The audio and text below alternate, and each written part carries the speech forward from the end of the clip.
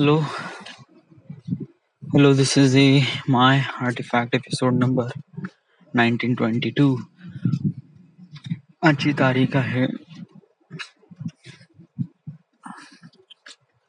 27 मे 2020. वाजले रात्रीचे 10:09. आज पण काही नोटिफिकेशन आलं नाही केव्हापासून ऑफिस सुरू होत आहे याच्याबद्दल काहीच इन्फॉर्मेशन भेटली नाही. येस. आणि आता बस 24 दिवस राहिले. आता लॉकडाऊन खतम होईल.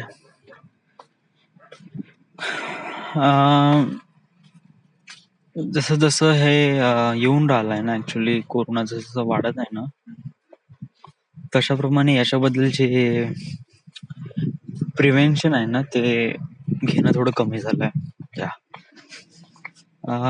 बिकॉज ऑफ दॅट की आपण कोरोनावर नाही का खूप अगोदरपासून ऍक्शन घेतली. ओके, बट ते कंट्रोल नाही झालं लिटरली. समज जर हे एवढा इझी म्हणजे सांगू, जेव्हा लॉकडाऊन केला होता सरकारने तेव्हा पूर्ण इंडियामध्ये हार्डली 100 किंवा 150 लोक होते. याच्यामध्ये पण राऊंड फिगर माहित नाही, बट याच दरम्यान काहीतरी लोक होते. 150 मागे पुढे समजून घे. ओके, बट एवढ्याच दरम्यान होते. लॉकडाऊन लावलं, या म्हणजे 21 दिवसाचं जे लॉकडाऊन होतं ना ते लावलं होतं. तर या स्टेजमध्ये नाही का म्हणजे आतापर्यंत इंडियाला कंट्रोल करायला पाहिजे होतं. म्हणजे ऑल ओव्हर द वर्ल्ड सगळेजण हेच होप लावत होते की इंडियानी कोरोनाला काफी कंट्रोलमध्ये घेतलाय. येस, म्हणजे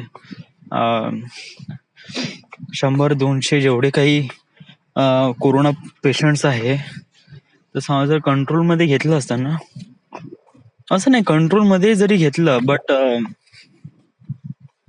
खूप साऱ्या गोष्टीवर ढील दिली गेली. खूप साऱ्या गोष्टी नाही, म्हणजे लॉकडाऊन होतं बट लोक पालन नाही करत होते. थोडीशी सक्ती लावली असती ना तर that would be really better. सक्ती तरी किती लावणार आहे actually. One thing is that, या हे एक अशी एक सिच्युएशन आहे ना की आपण समजून घे, इंडियामध्ये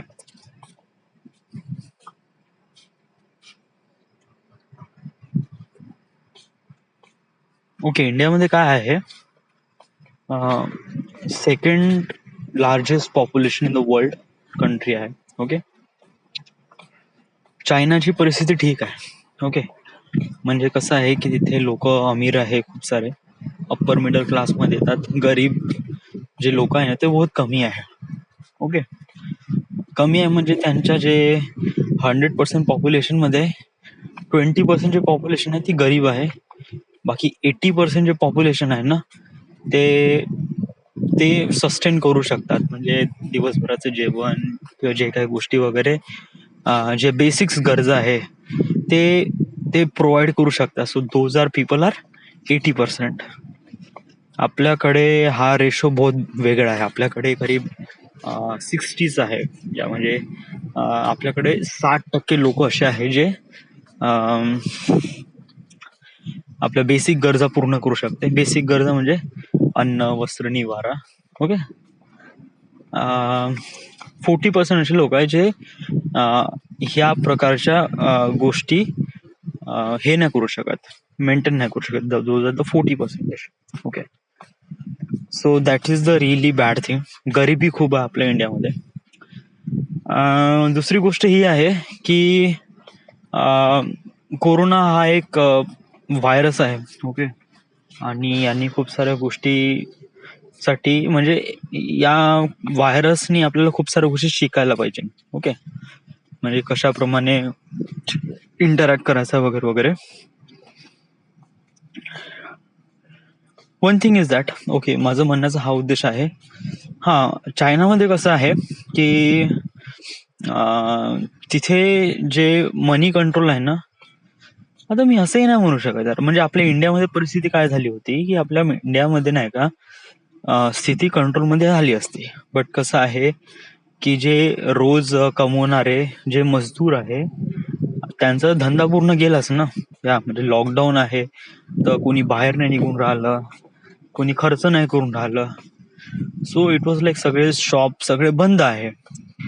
तर मग आता त्या शॉप मध्ये काम करणारे मालक आहे, त्याच्या खाली काम करणारे जे कर्मचारी आहे, ओके, तर हे कर्मचारी कोण आहे, एक प्रकारे मजदूरच आहे ना, त्याच्या अंडरमध्ये काम करत आहे.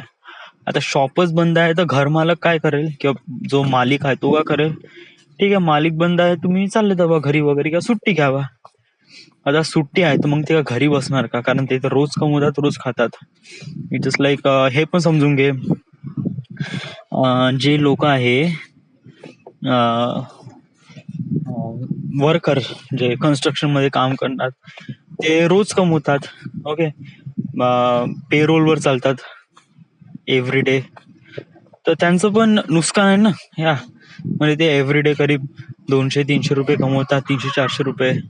आता त्यांची रोजी गेली तर ते लोक मग मग त्यांचं धंदा पाणी कसं, right. So those are really bad thing.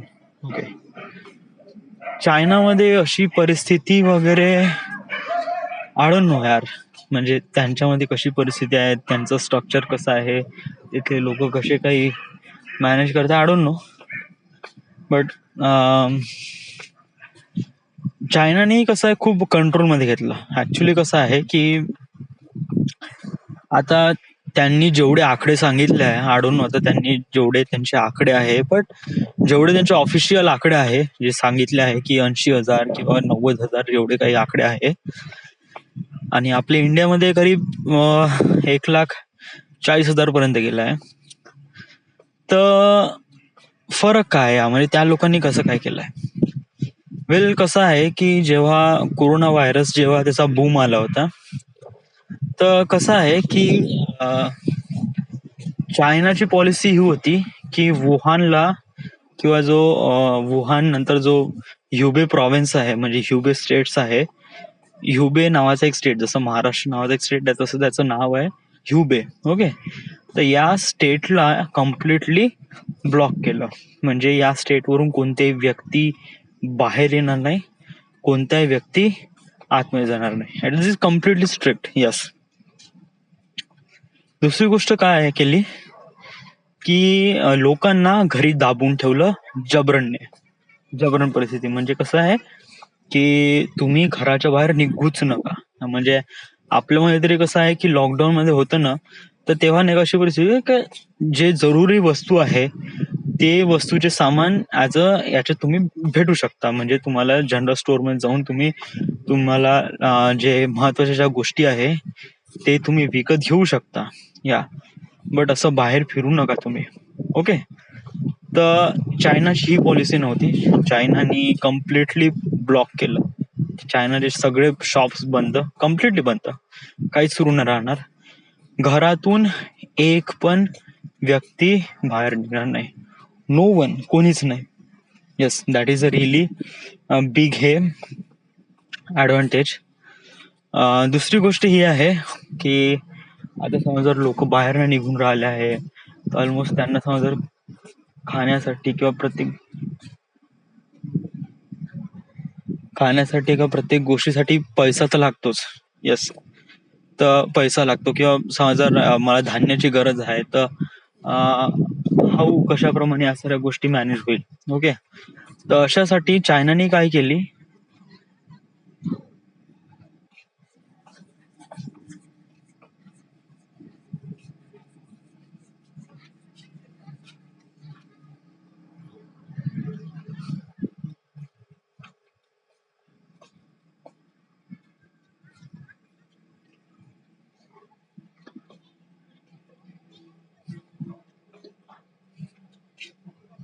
something is going on there.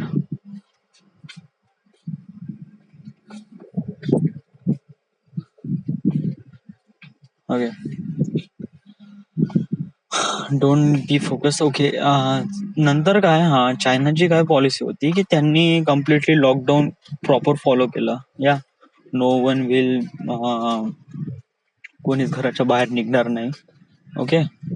त्यानंतर ज्या जरूरतमंद गोष्टी आहे त्या सगळ्या गोष्टी चायनानी त्यांच्या घरी प्रोव्हाइड केला. या म्हणजे धान्य वगैरे जे काही लागते तर ते त्यांच्या घरी प्रोव्हाइड केलं. Yes. आणि जे पण लोक बाहेर निघून राहिले त्या लोकांवर डायरेक्ट फाईन मारला गेला किंवा या म्हणजे आपल्या इंडियामध्ये पण सेम झालाय. फक्त आपल्या इंडियामध्ये एवढी चुकी झाली आहे की हे जे आहे ना या साऱ्या गोष्टी म्हणजे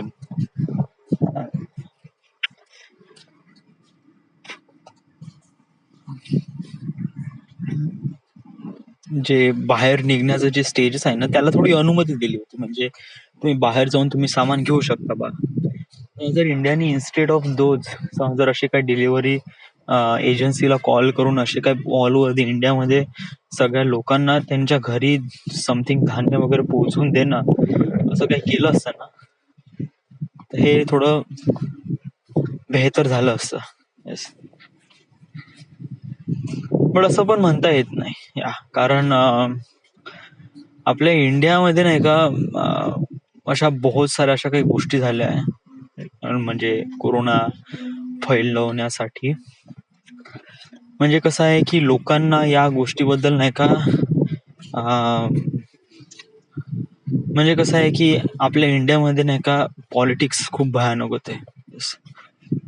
आपल्या इंडियामध्ये पण नाही ऑल ओव्हर द वर्ल्ड कोणतीही गोष्ट काही होत असेल ना तर त्या गोष्टीवर पॉलिटिक्स बहुत जास्त होते.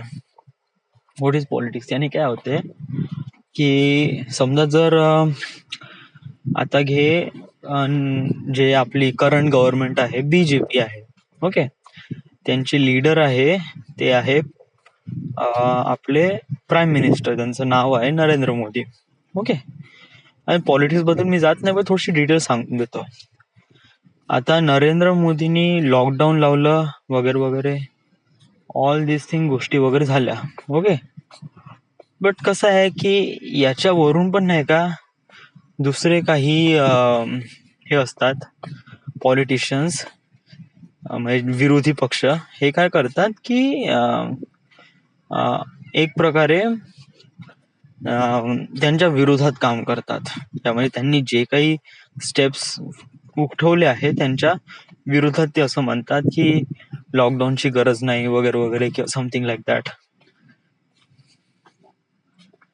का म्हणून राहिलो मलाच नाही माहित मी का बोलून राहिलो. माझं मी बोलून राहिलोय माझं लक्षच नाही त्याच्यावर.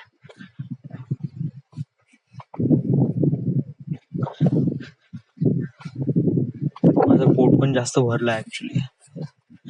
कसं आहे मी आज आंबा खाल्ला. आज बहुत भयानक खाल्ला यार. येस.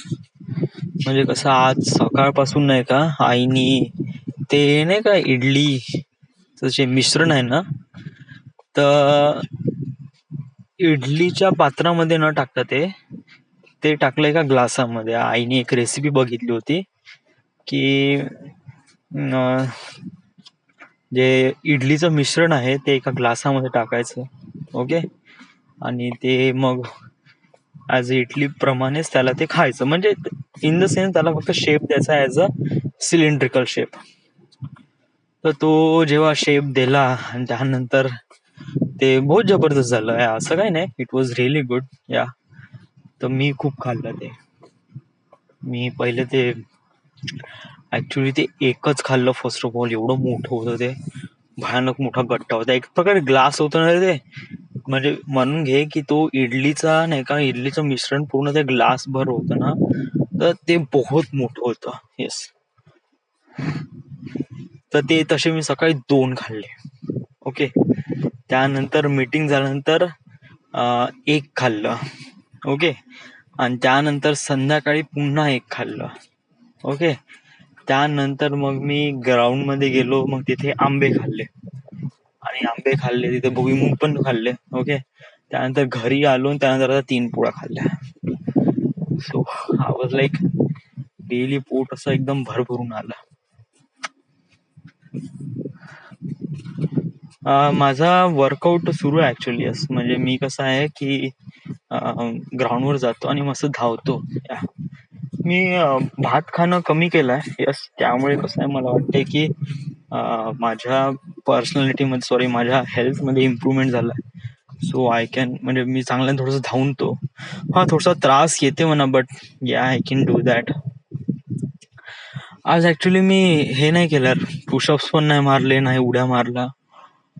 येस, ऍक्च्युली आज सकाळी काय झालं की मला ते माउथ वॉश आणायचं होतं. So I went to mouth wash घ्यायसाठी गेलो, 200 रुपये काढले.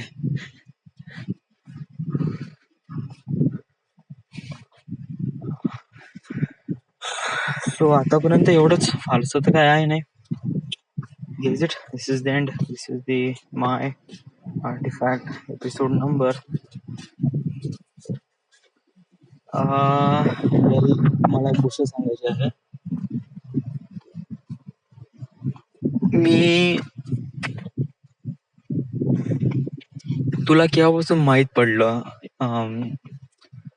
मॅस्टुर्बेशन किंवा मॅस्टुर्बेशन बद्दल? आता याच्यामध्ये मी मॅस्टुर्बेशन हा शब्द वापरतो बिकॉज ऑफ दॅट की मी हे आर्टिफॅक्ट एपिसोड मध्ये बोलत आहे. येस, याचं जे एक वल्गर नेम आहे त्याला आहे मुठ्या मारणं. ओके, सो आय डोंट मी हा शब्द जास्त वापरत नाही, कारण याच्यामुळे काय होते की सेंटेन्स काफी वल्गर बनतो. हा, त्याचा मिनिंग एकच राहतो, बट मी आता त्याला प्रोनाऊन्स करेल म्हणजे ऍज अ आर्टिफॅक्ट एपिसोड मध्ये मॅस्टुर्बेशन. ओके, हे मला केव्हा माहित पडलं?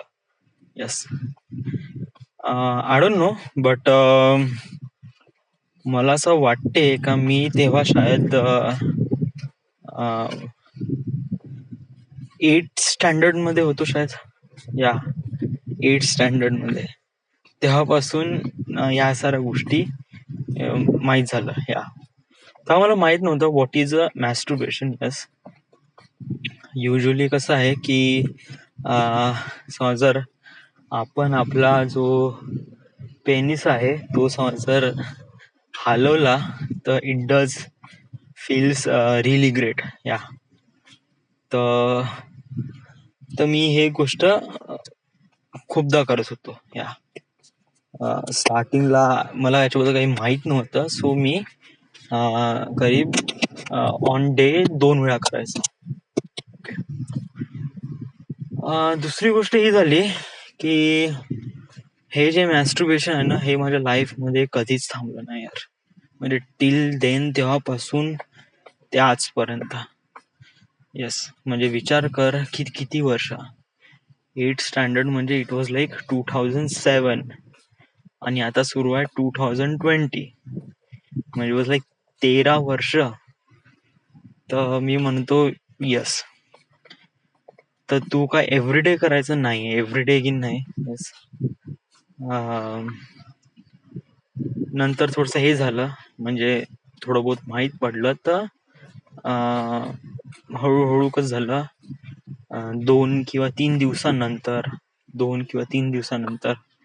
ऍव्हरेजली सांगतो, हप्त्यामध्ये 3 वेळा.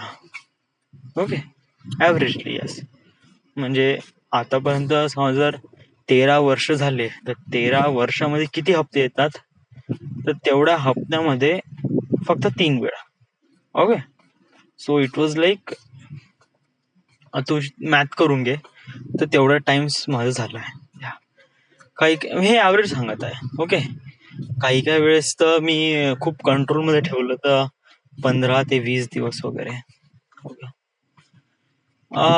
याच्यामध्ये डिसएडव्हान्टेज काय झालाय? ओके, डिसएडव्हान्टेज हा झालाय की माझ्या चेहऱ्यावर नाही का खूप सारे पिंपल्स आले. Okay, so first of all माझ्या चेहऱ्यावर जे पिंपल्स आहे ना, मी असा विचार करत होतो की हे जे चेहऱ्यावर जे पिंपल्स आहे ना, हे हार्मोन्स आहे, हे युजली येतात, ते जातात. Yes, it was really unnecessary, but actually कसं आहे की जेव्हा मी मॅस्टुर्बेट करतो तर तेव्हाच हे पिंपल्स येतात. येस, त्याच्यानंतर पिंपल्स येत नाही. येस, कारण लिटरली मी जेव्हा स्वतःला कंट्रोल ठेवतो ना, तर तेव्हा या साऱ्या गोष्टी येत नाही. बट समज जर मी कंट्रोल नाही ठेवत आहे आणि हप्त्यातून किंवा 2 दिवसानंतर वगैरे करत आहे तर हे पिंपल्स राहतात. युजली माझ्या आता या स्टेजमध्ये माझ्या चेहऱ्यावरचे सगळेच गेल्या, बट माझ्या जे कपाळावरचे जे आहे ना पिंपल्स ते आताही आहे. येस, तिथले जे बॅक्टेरिया आहे ना ते आताही जिवंत आहे. सो तिथे डार्क स्पॉट्स आणि 1-2 फुऱ्या तर नेहमीच राहतात. युजली मी अगोदर चेहऱ्याची दुसरी एक गोष्ट आहे की मी कधी चेहऱ्याची कधीच काळजी घेतली नाही. I was never. रिसेंटली म्हणजे हार्डली 6 महिन्यापासून तर म्हणून थोडं बहुत काळजी घेणं सुरू आहे. येस, ते क्रीम लावणं सुरू आहे. आणि आता या लॉकडाऊन मध्ये तर मी रोज हळद आणि मुलतानी मिट्टी लावून राहिलो आहे. आणि मला डेफिनेटली वाटते की समोर जाऊन मी हे एक्सटेंड करेल. येस, बट काय आहे, मॅस्टरबेशन माझं कधी थांबेल का? म्हणजे युजली लोक त्यांच्या लाईफ मध्ये हे मॅस्टरबेशन कधी थांबवतात का? म्हणजे थांबवतात तर केव्हा थांबवतात आणि कोणत्या एज मध्ये थांबवतात? इट वॉज लाईक हे अशी एक गोष्ट आहे ना मॅस्टरबेशन म्हणजे की समजा जर सेक्स होता है तो it will be much better. Sex नाही होत आहे तर म्हणजे कसं आहे की तुझ्या लाईफ मध्ये सेक्स कधी भेटलाच नाही तर तू मॅस्टरबेट करत राहशील. येस, बट समजा तुझ्या लाईफ मध्ये तुला सेक्स भेटत आहे, येस, महिन्यातून एकदा जरी म्हण, ओके, तर तू कंट्रोल मध्ये राहू शकतो. मग तुला नाही का ते मॅस्टरबेशन करणं it was like relief pathetic. कारण जेव्हा तुम्हाला सेक्स भेटत होतं, sex was the prime. Yes, so it was like that. तर अगर भाई तेरे को जस्ट सेक्स मिल रहा है 2 दिन रुक के, तो व्हाई डोंट यू डू मैस्टरबेट? या just do it sex. Yes, और सेक्स में तो भाई बहुत मजा आता है. म्हणजे असं लोक म्हणते, मी पण म्हणतो आणि सगळेच जण म्हणतात आणि एव्हरीवन सेज दॅट. या, because sex is something. Yes, you will not know what will happen dude.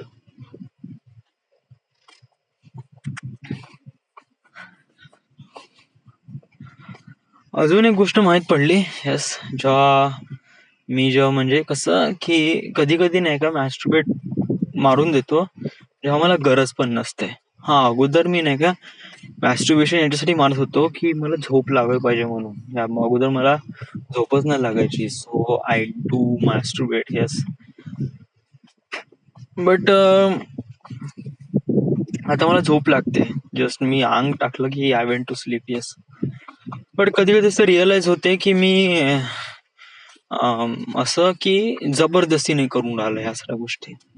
जबरदस्तीने काऊन? कारण I don't know, I just want to. Okay, आणि मग मी हालून देतो आणि त्यानंतर बहुत मोठा पश्चाताप होतो यार. It was very big. Yes, म्हणजे स्टार्टिंगला नाही व्हायचा आणि रिसेंटली पण म्हणजे जस्ट लाईक मला पश्चाताप हार्डली 1 वर्षापासून होऊन राहिलाय. म्हणजे मास्टरबेट केल्यानंतर असं पश्चाताप होत की why did I do that. Yes, कारण ते जे फिलिंग आहे ना ती पूर्ण मरून जाते. येस, म्हणजे जसं तुमच्या पेनिस मधून ते जे ते जे वीर्य निघते ना, राईट नाव मी खूप चांगले असे वर्ड्स वापरत आहे. येस, बट त्याला एक प्रकारे गावरानी किंवा वल्गर मध्ये म्हणतात लेड. ओके, तर जेव्हा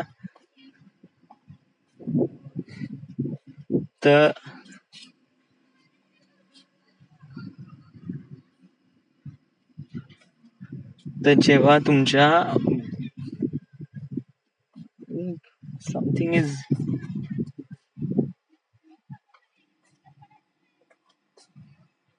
भाई, भांडण घराच्या बाहर जाऊन काय करतात? व्हाई did they do that? Yes, आप घर के अंदर जितना गल्ला करना करो ना भाई, घर के बाहर लाके 10 लोगों को. ओके, तर जेव्हा नाही का तुमच्या पेनिस मधून पूर्ण लेड जेव्हा बाहेर निघते तर त्याच्यानंतर तुमची जे मेंटॅलिटी फुल कन्वर्ट होऊन जाते. It was completely opposite. Yes, मला अशी भीती आहे की समहाऊ समजा जर मी सेक्स करत आहे आणि मी समोरच्या व्यक्तीला खुश नाही करू शकलो, हा, बट मी खुश झालोय. येस, आणि माझं पूर्ण निघालं, तर त्यानंतर काय होते की यार फिर असं असं पश्चाताप होते. तर मग आय जस्ट लाईक तू साईडला हट, मेरे को अब जाने दे. तर मी माझ्या पार्टनरला खुश नाही करू शकशील. तर ही स्टेज ड्युरिंग द सेक्स नाही झाली पाहिजे. वेल, आय डोंट नो डूड. या मी कधी एक्सपिरियन्स केला नाही दुसऱ्या बॉडीचा स्पर्श आणि त्यानंतर होणाऱ्या ज्या काही बॉडीमध्ये ज्या काही गोष्टी आहे. लिटरली इतक्याच नाही का, मला नाही का सेक्स बद्दल खूपच जास्त इम्पॉर्टन्स वाटून राहिला. I don't know why. मेरे को ऐसा लगता है कि यार मेरे को सेक्स करना है. How did you do that dude? कसा करशील तू? खरंच आहे, एखादी गर्लफ्रेंड असती ना तर आता भाई तेरे काश मी नाही का एक प्रकारे गर्लफ्रेंड कशी काय भेटते यार. नाही, मला असं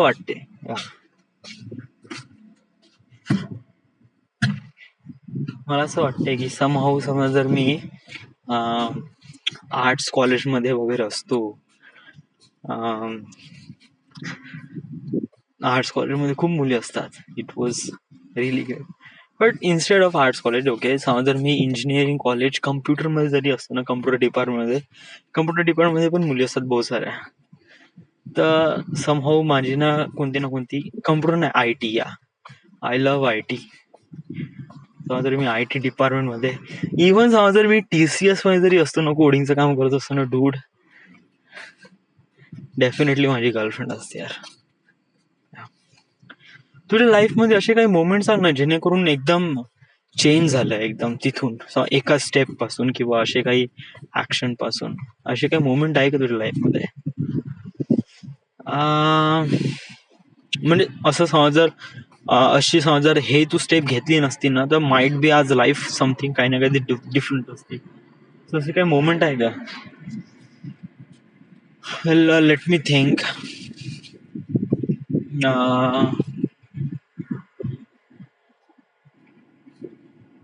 मी 10th स्टँडर्ड मध्ये, त्यानंतर Yashwant college, okay, Yashwant college भेटणार, दुसरं कोणतं कॉलेज भेटणार नव्हता. त्यानंतर 12th मध्ये मला, आता मी मार्क्स बद्दल नाही म्हणू शकत, कारण जे मला भेटले ते माझ्याच ऐपतीमध्ये भेटले. मी असं नाही म्हणू शकत की समजा जर मला 9 मार्क थोडे जास्त भेटले असेल मी इंजिनिअरिंग मध्ये गेलो असतो. ना, हे नाही, हे जस्ट लाईक हे अशी गोष्ट आहे जे तुझ्या कंट्रोलमध्ये नव्हती. मी असं म्हणत आहे जे तुझ्या कंट्रोलमध्ये होती पण तिथून चेंज झाला. नाही, असं ते एकही मोमेंट नाही. लिटरली माझ्या लाईफ मध्ये जेवढ्या काही गोष्टी झाल्या आहेत ते माझ्या म्हणजे ॲज अ कंट्रोल माझ्यापाशी नव्हता. कंट्रोल माझ्यापाशी होता नाही म्हणजे असं की मी एक सिम्पल एक्झाम्पल देतो. ओके, मी वैभवचं एक्झाम्पल देतो. वैभवनी काय केलं की त्यांनी जळगावमध्ये त्याचा डिप्लोमा झाला. ओके, आणि त्यानंतर त्यांनी एका चांगल्या PR पुटे कॉलेजमध्ये त्यांनी ऍडमिशन घेतली होती. It was really prestigious college. Okay, डिप्लोमामध्ये तो एका मुलीला लाईक करायचा आणि ती मुलगी आफ्टर डिप्लोमा नंतर ती इंजिनिअरिंग साठी सेम कॉलेजमध्ये येणार होती. ओके, बट अनफॉर्च्युनेटली तिचा ऍडमिशन त्या कॉलेजमध्ये झाले नाही because of some grades. Okay, but वैभवची ऍडमिशन झाली. आता हे इन्फॉर्मेशन वैभवला केव्हा माहीत पडली? जेव्हा त्याची ऍडमिशन झाली.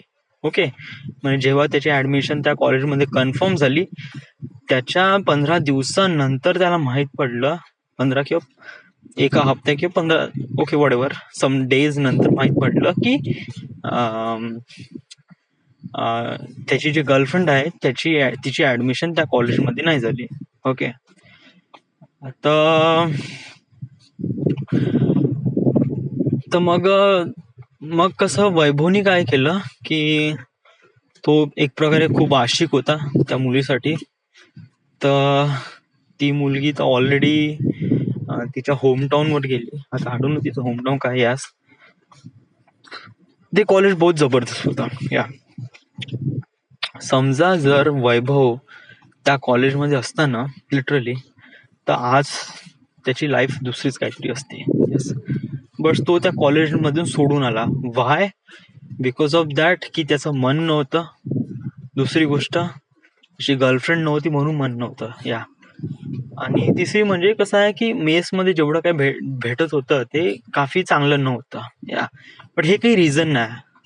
सो जर मेसमध्ये जेवण खराब आहे तर यांनी करून तुम्ही हॉस्टेल सोडून किंवा कॉलेज सोडून यायचं हे काही रिझन नाही राहत. या बट त्यांनी घरी येऊन हेच म्हणलं की ते मेसचा खूप प्रॉब्लेम होता त्यामुळे तो घरी आला. सो इट विज ऑल हॅपन बिकॉज ऑफ हिम. म्हणजे त्यांनी कॉलेज सोडलं तर ते पूर्ण त्याचं कंट्रोल होतं. या तो कॉलेजमध्ये गेला, त्यांनी पूर्ण डॉक्युमेंट काढले, ऍडमिशन काढली आणि देन तिथून आला आणि वर्धेला आला. ओके. आणि वर्धेला आल्यानंतर त्यांनी ओम इंजिनिअरिंग कॉलेजमध्ये ऍडमिशन घेतली. समजा जर तो त्याच पी आर फुटे कॉलेजमध्ये असताना त्या प्रेस्टिजियस कॉलेजमध्ये जबरदस्त त्याला कॅम्पस भेटला असता. असं नाही वैभवचं डोकं नाही चालत. He was really great guy. या लिटरली मी खूप जास्त हे काढून टाकलो आहे gases, but that is good. तर समज जर तो त्या कॉलेजमध्ये असताना तर आज वैभव समथिंग एल्स. आज त्याचं लग्न झालं असतं. Somehow he as a kids वगैरे. येस. सो असा काही मोमेंट माझ्या लाईफमध्ये नाही झाला. जेणेकरून माझ्या लाईफमध्ये काय झालं की 10th स्टँडर्डमध्ये मला जे मार्क्स भेटले त्या मार्क्समध्ये मला यशवंत कॉलेजच भेटणार होतं. दुसरं कोणतं कॉलेज भेटणार नव्हतं. येस. कारण माझे मार्क्स होते करीब 56%. तर याच्यामध्ये मला सायन्स घ्यायचं होतं आणि सायन्ससाठी कोणकोणते कॉलेज होते तर तेव्हा JB सायन्स कॉलेज. ओके. इथे बिलकुल होणार नव्हतं. न्यू इंग्लिश इथे पण होणार नव्हतं. त्यानंतर न्यू आर्ट्स कॉलेज इथे होणार होतं. येस. आणि यशवंत कॉलेज होतं. त्यानंतर महात्मा गांधी हे पण होतं. बट मला असं वाटलं की न्यू आर्ट्स कॉलेज आणि महात्मा गांधी हे एक प्रकारे it was completely out of the box. Yashwant college एक प्रकारे असं होतं की इथे नाही का माझे मित्र होते. म्हणजे मयूर ढाके, बंटी वगैरे माझी most of the G batch होती ना ती सगळी या यशवंत कॉलेजमध्ये येणार होती. आणि मी पण सेम चूज केलं की मला यशवंत कॉलेजमध्ये जायचं आहे. सो तेच माझं फायनल झालं आणि त्या कॉलेजमध्ये गेलो. तो हा जो डिसिजन होता ना हा कम्प्लिटली राईट आहे. येस. आणि येस म्हणजे मला असं वाटते की याच्यापेक्षा चांगलं दुसरं कोणतं चॉईस नव्हती माझ्यापाशी. यशवंत कॉलेज नंतर यशवंत कॉलेजमध्ये ऍडमिशन घेणं हे एक बेटर चॉईस होती. येस. मग तिथून 12th मध्ये काय झालं की मला मार्क्स कमी पडले त्यामुळे मला इंजिनिअरिंग मध्ये ऍडमिशन नाही भेटली. आणि माझा ग्रुप आहे ना तो 111 मार्क, जे की ग्रुप हवा होता 120. सो मला 9 मार्कांनी हे पडलं. तर मी इंजिनिअरिंग मध्ये ऍडमिशन नाही घेऊ शकलो. तर मग मी डिप्लोमा मध्ये गेलो. असं नाही की इंजिनिअरिंग मध्ये तर मला इंजिनिअरिंगचे सगळे कॉलेज बंद झाले तर मी डिप्लोमा मध्ये. So that is a big change. तो लाईफ मध्ये कम्प्लिटली चेंज झाला. येस. कारण तिथून पूर्ण जे आहे ना जे जो पाथ तो कम्प्लिटली चेंज झाला. येस. कारण मला माझे सगळे मित्र इंजिनिअरिंग कॉलेजमध्ये गेले आणि मी डिप्लोमा मध्ये गेलो. So I just feel really वर्स. येस. बट हा एक चेंज असं म्हणू शकते. बट याच्यावर माझं कंट्रोल नव्हतं. हा डेफिनेटली म्हणजे मार्क्स कमी पडले तर डेफिनेटली आपण तुझ्यावर असं नाही म्हणू शकत की हे सगळं तुझं कंट्रोल नव्हतं. बट व्हॉट एव्हर, या मी डिप्लोमामध्ये गेलो. येस. आणि डिप्लोमामध्ये आता खूप सारे लोक नाही का इंजिनिअरिंगमध्ये गेल्यावर नाही का खूप साऱ्या गोष्टी त्यांच्या लाईफमध्ये केल्या, म्हणजे ते लोकांसोबत भेटले, दे हॅड अ गर्लफ्रेंड वगैरे वगैरे. जस्ट लाईक, या म्हणजे माझ्या लाईफमध्ये कधी कॉलेज झालंच नाही लिटरली. मी असं म्हणतो ना, म्हणजे समजा जर मी असं म्हणतो की माझ्या लाईफमध्ये कोणती गर्लफ्रेंड नाही आहे, तर डेफिनेटली असं आहे की माझ्या लाईफमध्ये कोणती कॉलेज झालंच नाही. I miss those college days. Yes. कारण एक प्रकारे हे जे होतं ना आपलं पॉलिटेक्निक, एक प्रकारे हे पण म्हणजे असं आहे की मी most of the time DC होतो. या literally I am gonna say, म्हणजे विचार कर, माझा जो कोर्स होता तो ओनली 2 वर्षाचा कोर्स होता. ओके. त्याच्यामध्ये मला 4 सेमिस्टर काढायचे होते. तर त्या कोर्ससाठी मला किती वर्ष लागले? 6 वर्ष लागले लिटरली. 2 वर्षाच्या कोर्ससाठी मला 6 वर्ष लागले. सो इट वॉज लाईक, हे बहुत मोठं डिझास्टर होतं. पण या गोष्टीपासून मला एक माहित पडलं की माझे डोकं तेवढं नव्हतं चालत. That is the thing. Okay.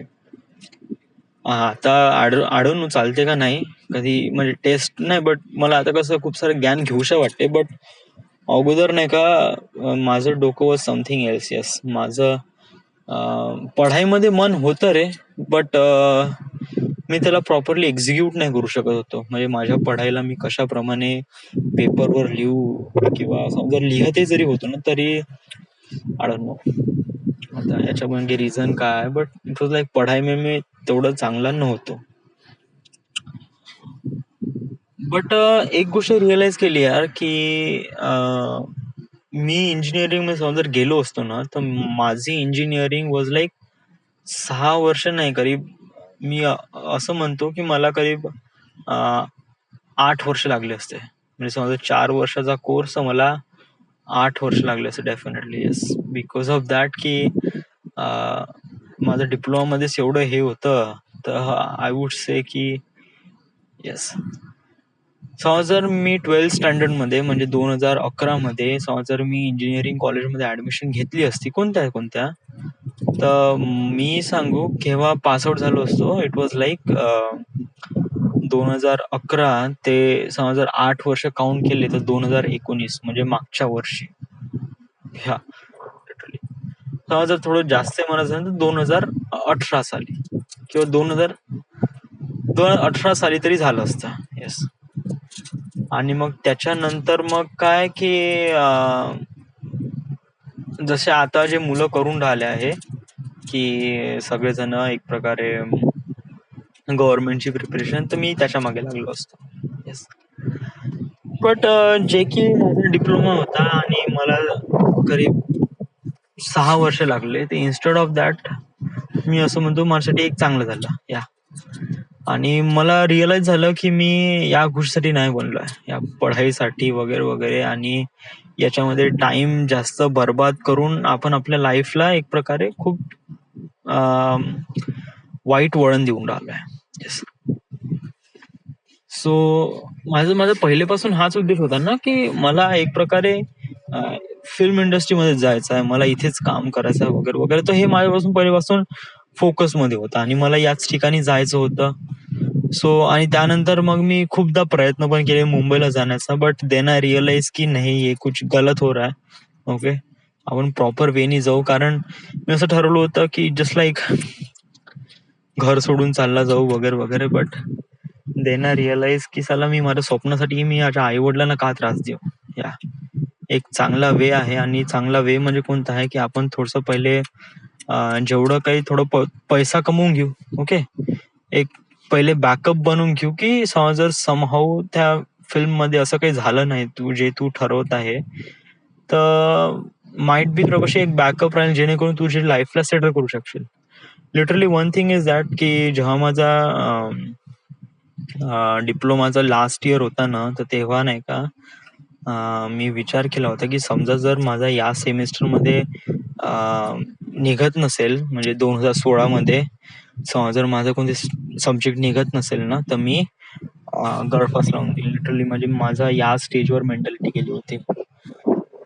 But till then I recover. Yes, मला असं वाटलं की नाही, हम कुछ गलत कर रहे हैं. आणि then मला हागायला लागलं. I went to go to हागल. इधर आपण बोललो तरी खूप बोललो, 40 मिनिट बोललो. This is the my artefact episode number 1922. Right now we are at Wardha, Maharashtra. Thank you.